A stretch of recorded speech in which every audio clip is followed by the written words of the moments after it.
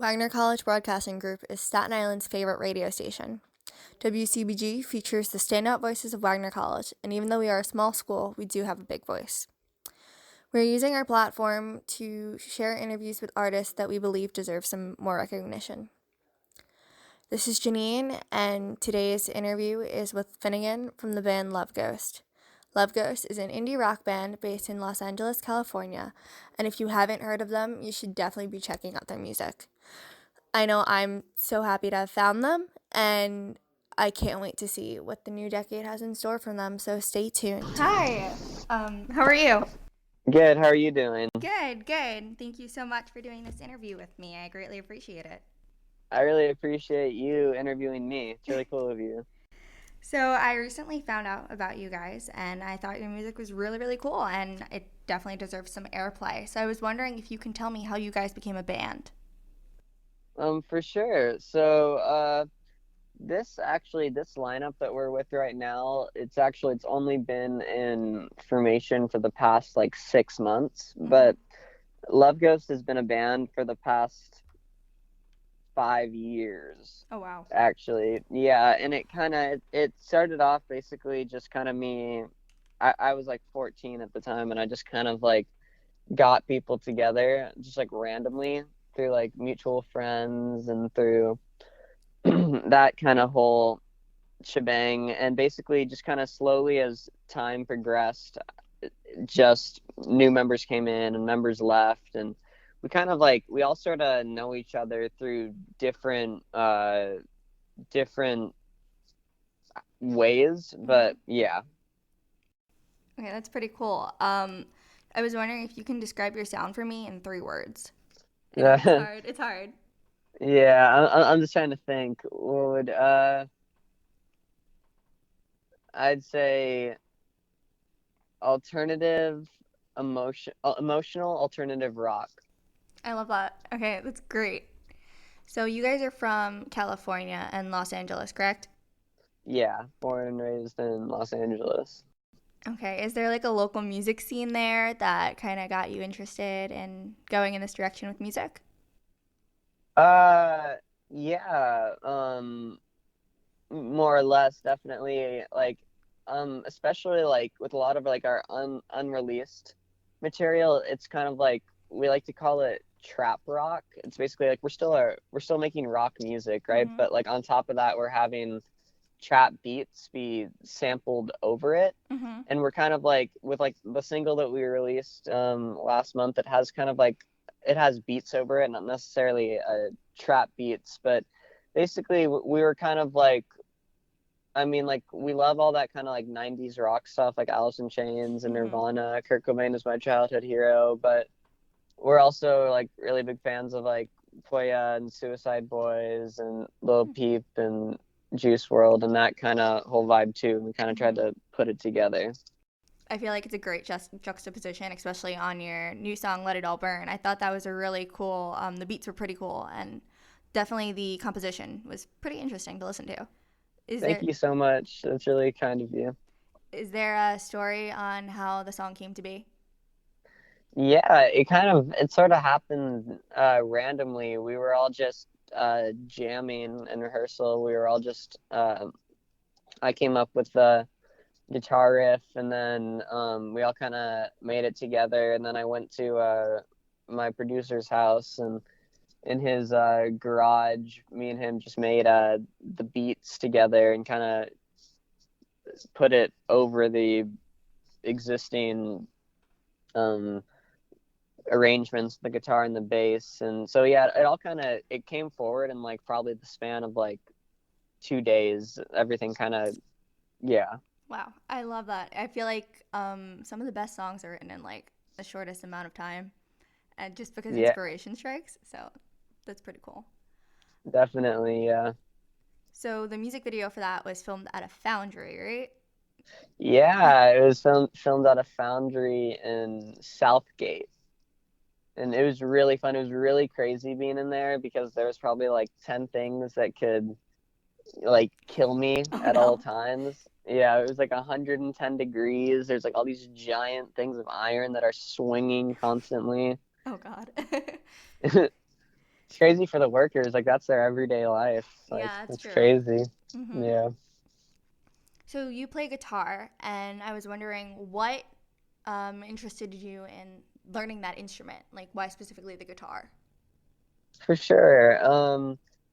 I I think it was Kurt Cobain. Just like when I was a kid, he was my childhood hero, and I would just kind of like when I was probably like 7 or 6, and I don't even know if I could like vocalize it Hmm. at the time, but I would just kind of look at videos of Kurt Cobain or listen to Kurt Cobain, and I just kind of said like, ooh, like I want that. Like I want to be able to sing and play guitar. Like I want that, and I just kind of ran with that dream, I guess you could say. So, what do you do when you're not making music? Hmm.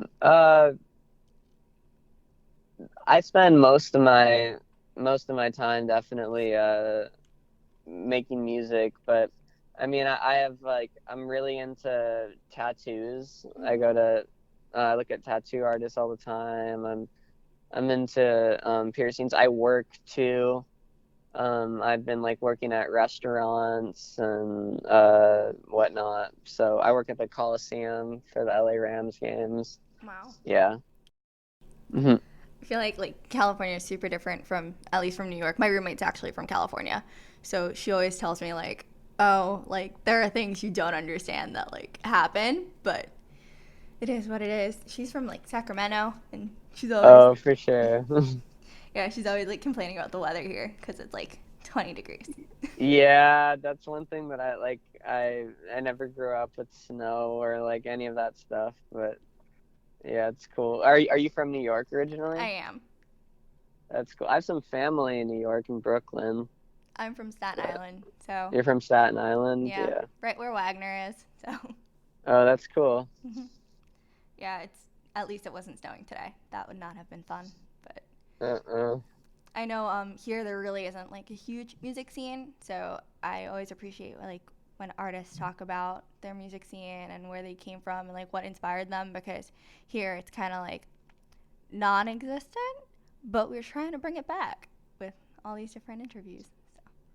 Oh, hell yeah. That's awesome. Mhm. Yeah.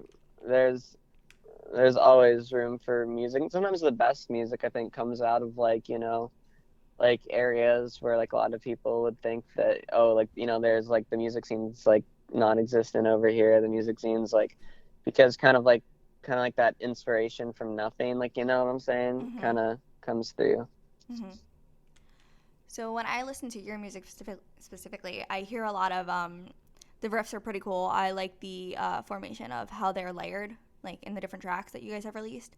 How does your production process and your writing process work? Yeah, it's basically each song is definitely a little bit different for sure. Mostly the sometimes it comes from a poem first, and then we make music together, kind of like around the words. But Mm-hmm. usually, it'll just kind of be like us all jamming together, us all playing together. And once we find an idea that we like, we kind of repetitively just do it again and again and again and again Mm-hmm. until we can kind of all create our own parts for it. And then after that, and then the lyrics will come after that, and then after that kind of comes like the extra stuff, like Mm-hmm. the beats and the fun stuff. What is your Yeah. favorite lyric that you've ever written? Hmm. That's hmm. I'm not. Let's see here. I'm gonna have to think about that one. It's a good question. Yeah, this one tends to stump people. I think it's definitely on an unreleased track that we have Mm-hmm. for sure. And mm, like a broken heart's my souvenir. I don't know. I wrote that, and I just kind of I don't know. I like that lyric. That's sweet. I think I like it just because another person, it's a few other people, like a few friends that I've showed that song to. They just always tell me like, oh, that one lyric always comes back to me, and it helps me through, because that's like the whole point of like why I sort of make music, is kind of, obviously I love doing it, and I just like, I can feel it in my heart, but also just helping other people. And that's kind of, and especially now in today's age with SoundCloud and YouTube, it's like, anyone can create music and put it out on the internet, and it's just like, you never know who's going to listen to it and who's going to relate to it and find something in it really special and meaningful to them. I know for me, even when I reach out to artists for an interview, I always focus on this relatability factor. And like the staff sometimes is like, why are you reaching out to these people? And I'm like, because like the music that they're releasing and the lyrics that they're producing are definitely stuff that can connect with a broader audience and should actually be like more on the air, and like, I don't know how else to explain it, like kind of like in the spotlight, even though, especially with like this day and age of streaming services, stuff can be like not as popular as it should be, or like not as prominent, if that makes sense. That totally makes sense, and I have a lot of respect for that. That's a really beautiful thing that you're doing for artists and musicians. That's really cool of you. Yeah, and what is your opinion of streaming services? Are good, bad, maybe like not so much, or like great aspects, but at the same time not too sure? I mean, I think that, just being able to put your music out there is a positive, regardless. And who would have thought that, like, hundreds of thousands of people would be like listening to my song. So I'm super grateful for that and honored for that. Like, I was kind of crazy. Like, I pretty much, like, I've been making and releasing music since I was like 13. Mm-hmm. And for the longest time, nothing really happened with it. And then when I was a senior in high school, I dropped this one song that got like 100,000 streams in like 3 weeks. Wow. And I was like freaking out. And it was just like one day I just woke up and like my phone was blowing up. So that's something that I think about streaming services in a really, really positive light. And yeah, so I'd probably say I'm just really grateful for the people that have listened to my music, and especially like, yeah, on all streaming services, whatever you use, I think it's all super positive. Yeah. Yeah, I definitely agree with that. It's great for like exposure, especially because like y'all are in California, I'm in New York. Like if it was still like this local scene where not many people, well, people do go out and like listen to the local scene, but I would have never known. And so Exactly. it's kind of like this connectivity that I'm kind of grateful for, because I get to find artists that I like listening to and hearing their stories. So, it's totally powerful and cool, and it can connect people through all the way, all over the world, from, LA, New York, Russia, Ecuador, like one of our top cities on all of our streaming sites, on SoundCloud, Spotify, Apple Music, like always in the top 3, Mexico City. Oh, is okay. all, and I think that's just like super cool and super rad that there's a lot of people in Mexico that are listening to our songs, and that just like means the world to me. Speaking of streaming services, Spotify Wrapped just came out. So, what is your top artist of the year and the decade? Yeah, I actually don't have Spotify Really? Premium. I don't So either, so it's okay. yeah, so they didn't give me the like all the statistics, but I would have loved to know. But yeah. Yeah, because I had to log in on like the computer and be like, all right, I think this is it. It was very interesting. It's like for one of my class projects this year, I had to write for the past 10 years like what song represented each year. And it was like the hardest thing, because you're like, do I write about the song that I think describes the year looking back, or the song I listened to? So when Spotify Wrapped came out, I was like, oh, I didn't realize that's what I listened to in that year, but okay Yeah. then. What were some of your Spotify top stream songs for the years and stuff? Oof. It's been a time. So I've had Spotify since 2014. So Shawn Mendes popped up a lot. um, but I'll talk more about 2019. My top song was Lose, Lose, Lose by Swimmers, and my top artist was Set It Off. But, like, early on, it was, like, a lot of Shawn Mendes, Ed Sheeran, and then it kind of changed, which I was pretty surprised about. Um, so my top artists of the year were Set It Off, Swimmers, Fall Out Boy, Panic at the Disco, and Blink-182. Well, my top artists of the decade were Set It Off, Shawn Mendes, Swimmers, Ed Sheeran, and Against the Current. So I guess, like, times changed, and so did my music taste, but it was pretty interesting nonetheless. Definitely, that's cool though. That's one thing that I really like would have like loved to see about the statistics is just like the progression in people's tastes like over the years as they get older and mature. So yeah, that's really cool. Yeah, it was kind of surprising. I was like, oh. And then, like, my artist of the decade was Set It Off, which That's cool. I guess makes sense. But at the same time, I was like, oh, really? Yeah, it was a very interesting mix of people. I had, like, Ed Sheeran in it and Shawn Mendes, and I was like, oh. And then we get, like, Swimmers and Water Parks. I was like, very, very weird combination. But That's rad. I dig it. It's awesome. yeah, so what are you listening to currently? I'm kind of actually, I've more so been, I go through kind of phases because I, when I was like younger, pretty much all I listened to was rock. Mm-hmm. And then, in particular, grunge rock. And then it kind of moved to emo rock. Mm-hmm. And then when I was in like eighth or ninth grade, I got really into hip hop. Mm.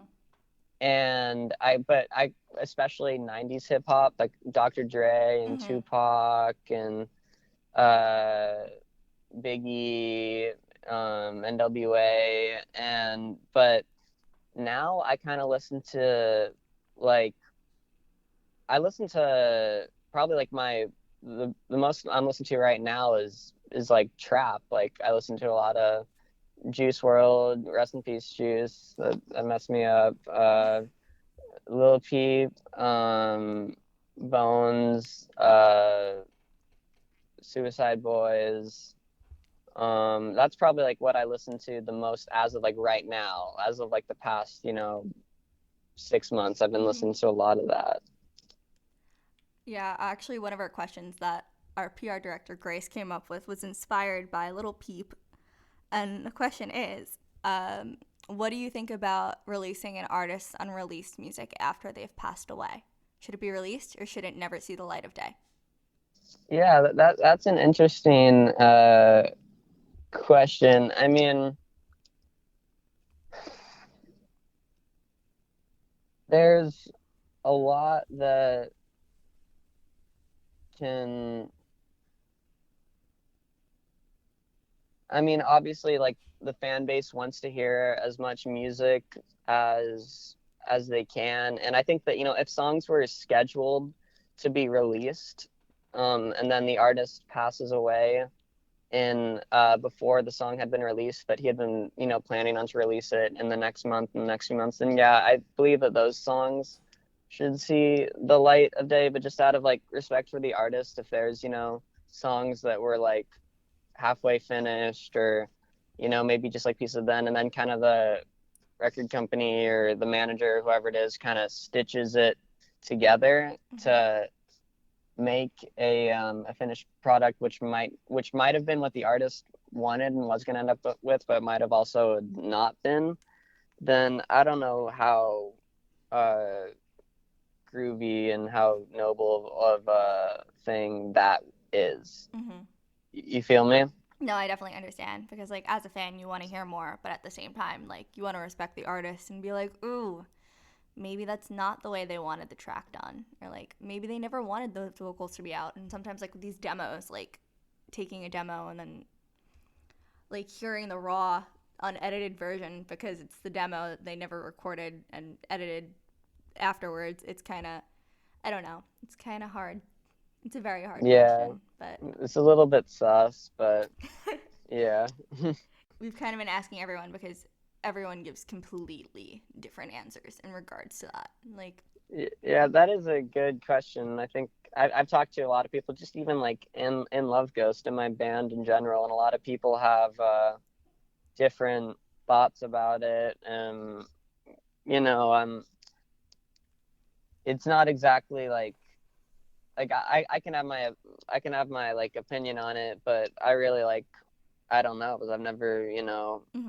I don't know what the right answer is, but yeah. I don't think there is a right answer. I think it is just an opinion, but yeah. I know a lot of stuff that we've recently seen, like Whitney Houston's been sampled on a bunch of tracks recently, but I don't know, is that what she would have wanted? No one will ever know.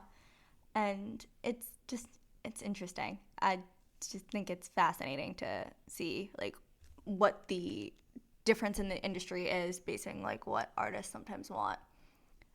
So since you guys, I think we're all about the same age, what is your opinion of younger artists breaking through the industry in a sense that like it's changing the environment, and if that makes sense? Like, what is your opinion on that?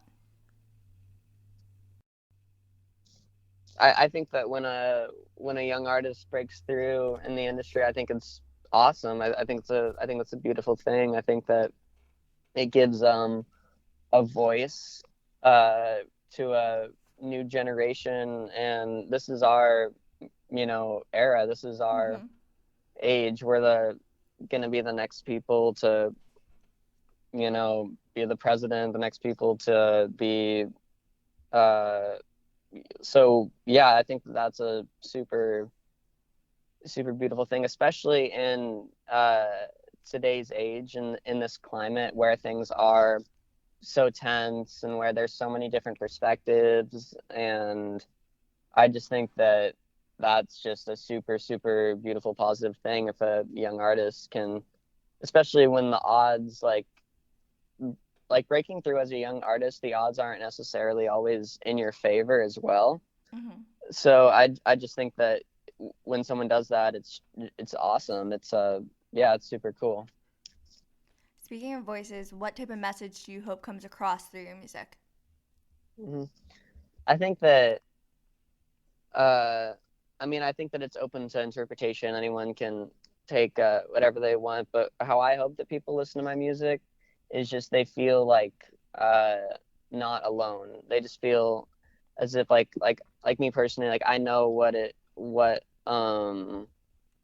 I know what a lot of different painful things feel like. I know what a lot of scary, messed up situations can look like. And I just want someone else that's listening to my song to be like, okay, like someone else has been through this before. Someone else has, I'm not alone in this lifetime. I don't, have to like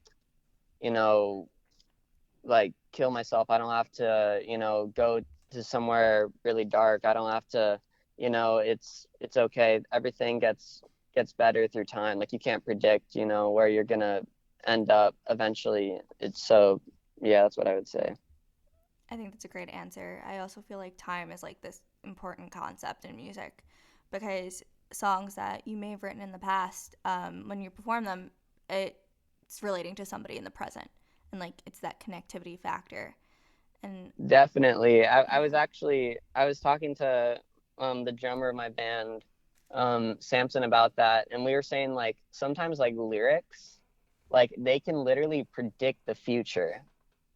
Like we talk a lot about like manifest destiny and kind of just like I'll just kind of like sing about things sometimes that I want to happen, and then like they'll happen. Or like I'll sing about like things like I'll just feel like a subconscious kind of like calling to it, and I'll write it down, and it'll actually like appear in my life in like 6 months, and a month later. It's crazy.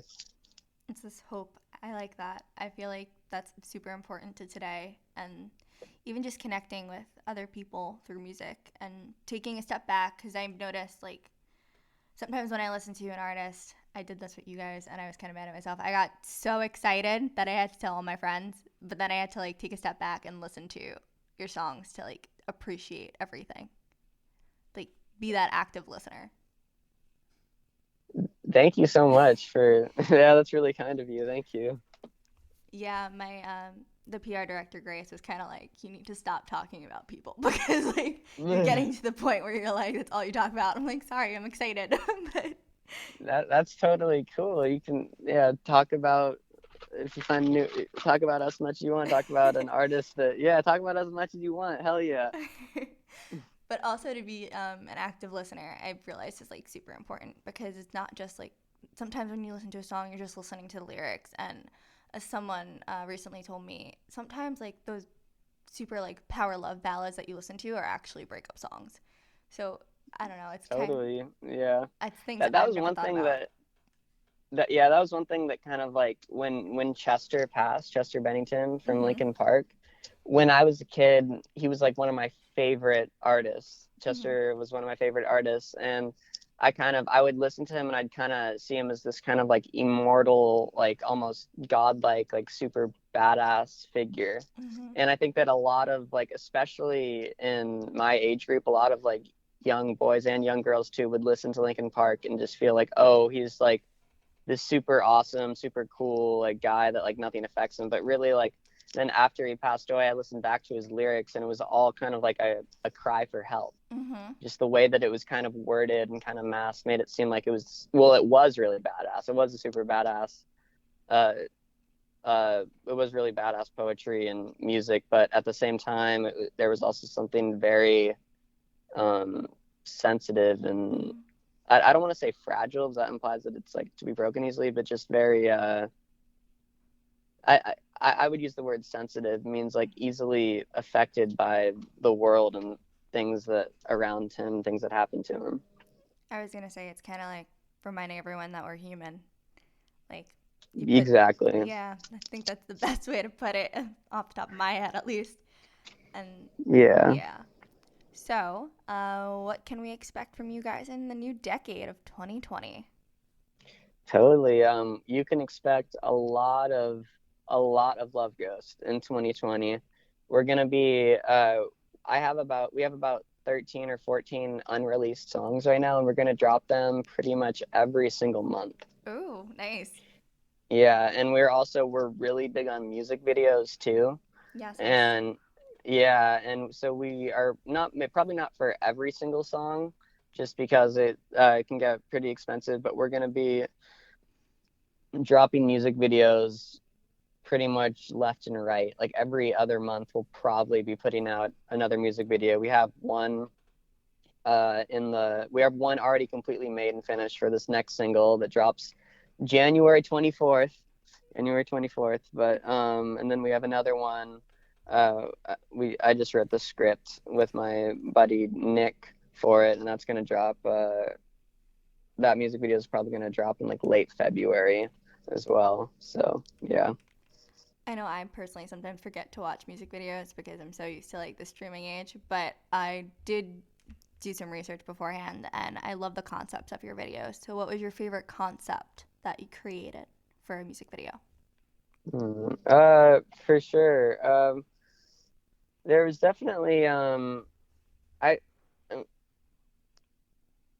hmm, I kind of like I did this stop motion animation music video when I was a junior with actually one of my dad's old friends, and it was I actually like now my music taste has changed a lot, and that particular song I don't know if I like it as much as I did when I was making it, but making that music video was really fun to make, and making stop motion. That's another thing that I like to do outside of this is just make films. And like I was kind of raised by a television set. Like I would just like my dad collected DVDs, and when I was a kid and he would be at work, I would just watch DVD after DVD after DVD after DVD. And yeah. So I actually in high school took a TV production class. I went to a STEM school, so it was part of the curriculum. But we actually had to make our own stop motion video, and for me it was painful because it was not for me. But I know it's super interesting to learn about that because it's an important factor in music. It's telling a different side of the story. So Totally, yeah. So you mentioned that you watched a lot of DVDs growing up. So what was your favorite movie? When I was a kid, Then or now, or both? yeah. When I was a kid, I used to love the old like classic Universal horror movies like Wolfman and Frankenstein and Dracula and Phantom of the Opera. All those movies, especially when I was a kid. And now I've kind of been, I don't know, I like The Place Beyond the Pines. I like Donnie Darko. I like kind of like movies with like anti-heroes, kind of like not the most perfect like lead in the world, but there's something very like charismatic about him. I like movies like that. That's interesting. I know I was not into all that horror stuff. Still I'm not. I like couldn't even sit through the movie The Ring, which isn't even scary. But yes, it was a time. But I know Donnie Darko is a great film. It's definitely an interesting one. And I had to watch it a few times to understand what was happening. But it's great when a movie makes you think. And it's also great when music makes you think. Totally. So I know you mentioned in 2020 you guys are going to be releasing a lot more music, and I know I'm going to be super excited for it. So can you tell... We also might be going on tour throughout America. I'm not making any promises because it hasn't been finalized yet, but who knows, we might come over to Staten Island, so that'd be cool. Well, if you do come by, you can come see us at Wagner and see the building that School of Rock was filmed in front of. So. Oh, really? The movie? Yeah, School of Rock was filmed at Wagner. Our building main hall is actually the exterior for the horror screen prep school from the movie. So Jack Black was on our campus, and yeah, it's still pretty big today. To like when people come there, like, oh my God, this is the building. Like this is the scene in the beginning, like when he's in the van and he's like driving to the school. It's actually our oval and then main hall. It's actually like funny that you say that because me and Samson, the drummer of the band, we went to School of Rock when we were kids, the after school program, and that's how we met. Oh. So yeah. Yeah, I had to like look stuff. I had to rewatch the movie recently because everyone was talking about it, and I didn't notice how big the movie was. It has this like huge cult following, and I didn't realize it actually inspired a lot of artists and different bands. So I thought that was pretty cool. Yeah, totally. So yeah, if you're ever in the area, let us know, and we would love to give you a tour. Definitely, yeah. I would love that as well. So thank you so much for interviewing with me. I greatly appreciate it. And I want thank you for taking the time to speak to me. I really appreciate it as well. So thank you so much, and I hope you have a great day. I hope you have a great day as well. Okay, bye. Bye. Again, that was Finnegan from the band Love Ghost. If you really like their music in today's interview, be sure to check them out. I know that we have a lot of new stuff upcoming, like a new song dropping tomorrow. And I hope you take a listen and enjoy their music as much as I do. So thanks for tuning in today, guys.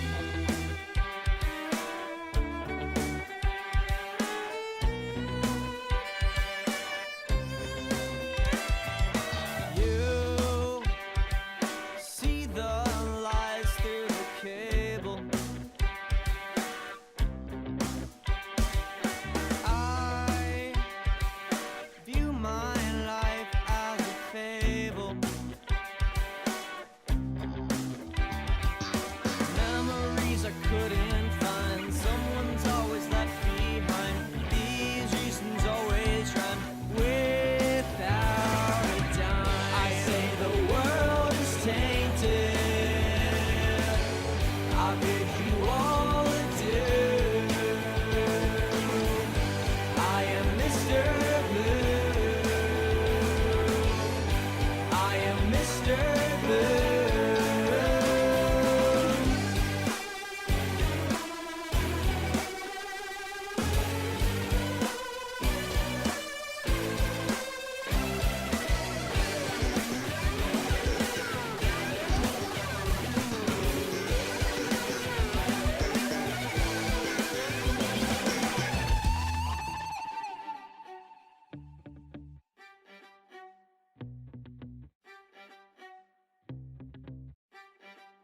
Memories I couldn't find, someone's always left behind. These reasons always run without a dime.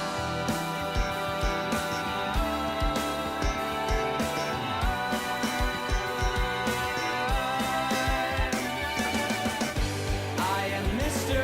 Blue. I am Mr. Blue.